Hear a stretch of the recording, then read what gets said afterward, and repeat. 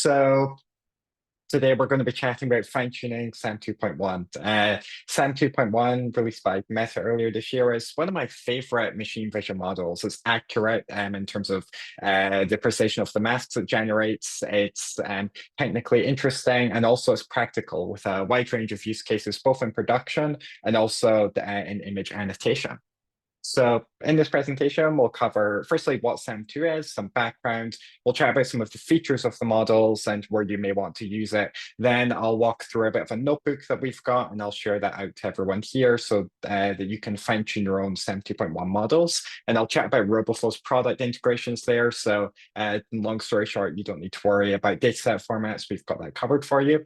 Then toward the end, we'll do the Q&A Jacob mentioned.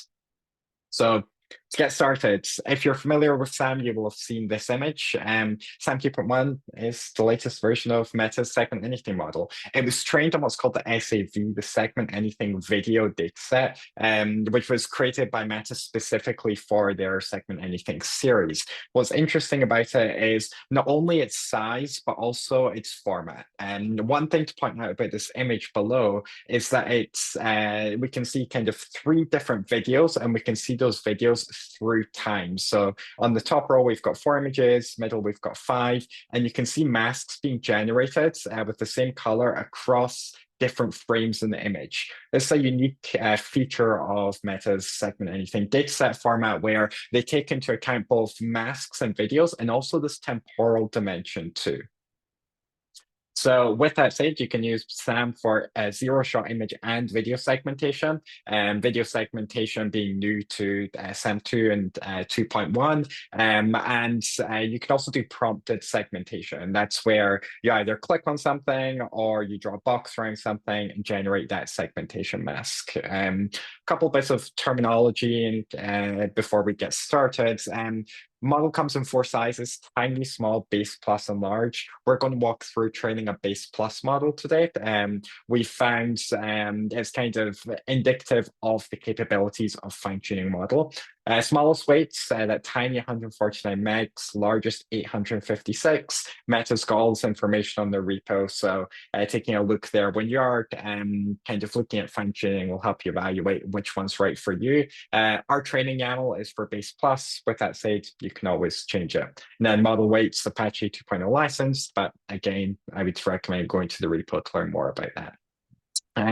Interesting fact, just before we get started. So that SAV dataset I mentioned has 643,000 masklets across 50,000 videos.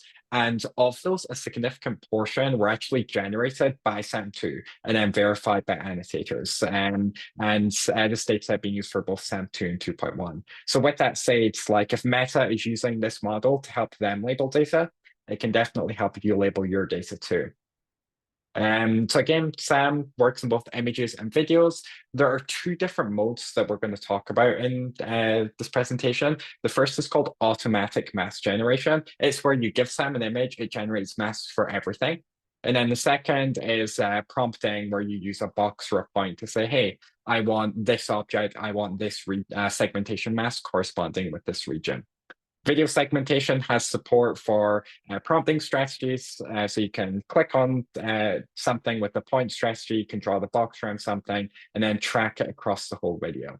And for both images and videos, you can use what you may be familiar with a couple other segmentation models, these positive and negative prompting strategies, where you say, I want this, I don't want this, and it helps the model kind of refine its predictions. Image segmentation, this is from Meta. A quick example of like those different strategies in action. Point strategy, click on a car, you get the whole thing. The star being the click and the blue being the segmentation mask. And then on the right, we've got that box prompting strategy. Draw a box around something, get the thing inside, and then that red star is a negative prompt to say, hey, I want something in this box. I don't want the inner part of the wheel. I only want the rim of the wheel. So it shows that kind of level of precision. With that said, though, from this point, you can see segmented the whole car. What if you want to segment only parts of a car? What if you're building kind of an automotive inspection system and you need that level of granularity? That's where fine-tuning would come in. And we'll touch on video quickly since it's the cool thing that came out. This was a video recorded by a colleague. The colors, the yellow and red being the two different people in the video, the blue being the ball. Only three frames were annotated, one for each scene. This is three scenes stitched together, and you can see accurate tracking across the videos. So it's pretty exciting to see the precision of those masks too. As for fine tuning, you can fine tune with both images and videos. For this guide, we'll fine tune on images. The video data sets, there being instructions and methods repository. We cover images since there aren't instructions on that publicly that are easy to find. You can export segmentation datasets from Roboflow in the requisite format, so you don't have to worry about dataset formats or kind of masklets or run length encoding, anything like that. You will need an A100 GPU to train. Those are available in Google Colab. So if you can get one, that's great. I've pre-prepared a notebook, so I've got one. In testing, we used about 38 images. We trained for 40 epochs, which is what's in our training YAML. Training took about 15 to 20 minutes. This was like enough for us to start to see those emergent training properties. But of course, for a production model, we'd want to train with a significant number of images and potentially more epochs too. So now fine tuning. If you go to github.com/roboflow/notebooks, at the very top of the repository, you're going to see this new fine-tuned SAM-2.1 notebook. If you click opening Colab, that will take you to Google Collaboratory, and you can work along in that notebook. And with that, I'm going to walk through the notebook. So some kind of background.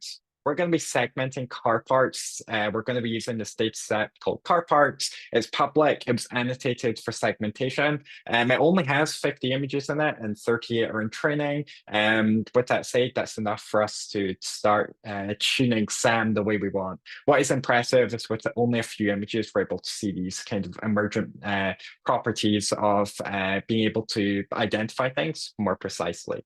So again, at the top, you will see fine-tune SAM. We've got a blog post that covers this too, if that's more interesting to you when you're training in real time. This is an example annotation from our dataset. You can see that in contrast to the image I showed you earlier, where Meta showed like detecting a whole car, we want to label specific parts of the car. So we've got masks that correspond to different regions here of the car. So you can see those colored contours being different regions. And using our SAM annotator, you can see if I hover over the whole car, it just gets the whole car. And then I really have to be precise to get different parts, but again, it's by default the whole thing. If you want the whole hood, for example, that's where fine-tuning can be useful. So I will walk all the way to the top of this notebook to talk through a few things. So this notebook you'll see, you can run it in Google Colab. When you are in the Roboflow web interface on any dataset you have that's formatted as a segmentation dataset, you will see the download dataset button that you always do, and there will be the SAM2 export format. You should use that for this. We've spent a lot of time making sure that the format conforms to the requirements in methods repository, and we've had our machine learning team test that extensively. We've also, that's going to give you a code snippet that you can paste into this notebook. You can use the car parts dataset as public, and I'll share a link after this. And it is also linked in the notebook, I believe. But you'll need your Roboflow API key to run that. So you'll go through kind of installation. You're going to download our training YAML as well. You can look through that. That's where you'll configure your epochs if you want to do that. And there's a couple other things in there. And most of it is kind of pretty standard to Meta's format. We haven't changed too much. One thing you're going to see when you run this notebook, and now we're in the installation process, is that installation can take a little bit of time. It took 3 minutes on my last run. And sometimes it takes a bit more, sometimes a bit less. It is building a lot. It's the machine's doing a lot of work, so just be wary of that. Also, we download all the checkpoints by default in here, so you can play around with the different model types too. Our training YAML, again, configured for base plus, so you will need to go in and modify that if you want to train a larger model or a smaller model. And there's also some housekeeping in here. SAM 2.1 has requirements around the names of files, and so you will need to run this code snippet to get everything in order. Now training. I trained this model just before we got started. I trained it for 40 epochs, and it took about 15 minutes for the model to train. When it starts training, it's going to print out like that standard training configuration that you may have seen when you train other models. And this is, of course, Meta's one. But eventually it will start popping up with the scale. Meta has a native TensorFlow integration in the training process, which means that as you're following along, TensorBoard, as you're following along, you're able to see your training graphs, which is a lot prettier than the text output. So, of course, what you're looking for is that loss to go down over time. There's many statistics in here that are available if you're interested. All of these are available in the output of the in the same directory where your finished model weights are available too. So yeah, you can have those files, you can keep them, or you can just work within the notebook. For this guide, we're going to use a tool called Roboflow Supervision. It's open source. It's increasingly becoming one of the most popular Python packages for working with models. And Supervision has support for all the SAM versions, where you can take results from SAM, put it in Supervision, and then use our tools for mask filtering by confidence, plotting images with various annotators, and more. So yeah, I trained that model beforehand. It took about 15, 20 minutes. In the notebook, we do a side-by-side. We load two models. We load base plus our fine-tuned version, which is in the SAM2 logs directory. And then we also load the standard checkpoint that we downloaded earlier.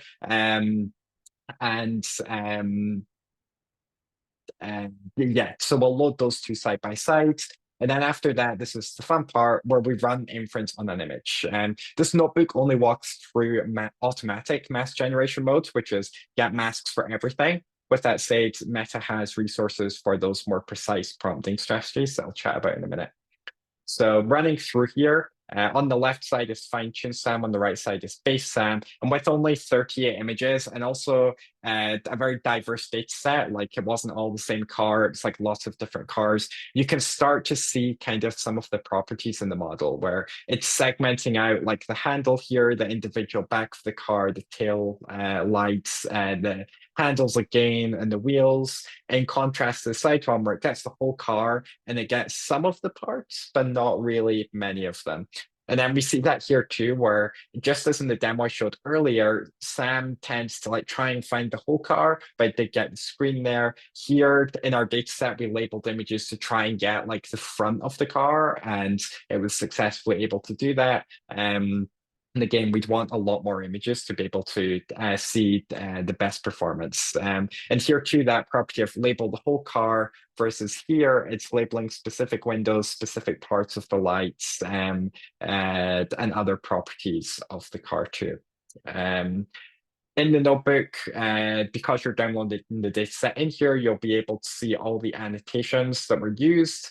The annotations are Cocoa run length encoded. It's a list of annotations for what are frames in a video if you're using video, or in this case, just a static image. You'll have the mask area, you'll have this run length encoded string, and you'll have the bounding box that envelops that mask essentially. So yeah, that's more technical, but Roboflow does all that for you. When you export, you don't have to worry about the dataset formats. As for prompting strategies, in the SAM2 notebook, you will see or GitHub repository, you'll see this notebook for object masks and images. This walks through a wide variety of different prompting strategies where, just as an example I showed, like click on a very specific region, get the thing, click on the whole region, get the thing, this will also walk through like that box prompting strategy too, multiple prompts, negative prompts. So I encourage you to take a look through this if you're interested in that. Let's see. One other fun fact is we just worked with Meta on this blog post about time savings using Segment Anything in Roboflow. So our engineering team spent some time running numbers to estimate how much time was saved labeling images with our Segment Anything integration in our product versus labeling by hand. And we estimated like 74 years in person hours. So again, we'll share this out. We encourage you to take a look, but we have customers every day using SAM-2 in our labeling platform to segment different objects. While we don't support video annotation yet, if that's something you're interested in, please do let us know, and that'll help us prioritize what is most useful to our users and customers and community. Couple more words before we conclude in the presentation, then we'll go to Q&A. When would you fine-tune SAM-2? Like, why go through all this work when SAM-2 is already great? SAM 2.1 is very precise. You can see that those masks are really great around the contours, the edges of objects. With that said, SAM-2 is better at identifying full objects than parts of an object. So let's say you're doing like quality assurance, for example, and you want to identify a very specific part of an image. Using SAM 2.1 fine-tuned is going to yield significantly better performance. If you're labeling massive data sets, let's say you've got 10,000 images you want to label, you could fine-tune a SAM 2.1 data set on, say, 200 images, train that for 40 epochs, and if it does well enough, and that could help you label other images. Right now, we don't have support for uploading those model weights back to Roboflow for automated sanitation. But again, if you let us know if that's something you'd like, we can look into prioritizing.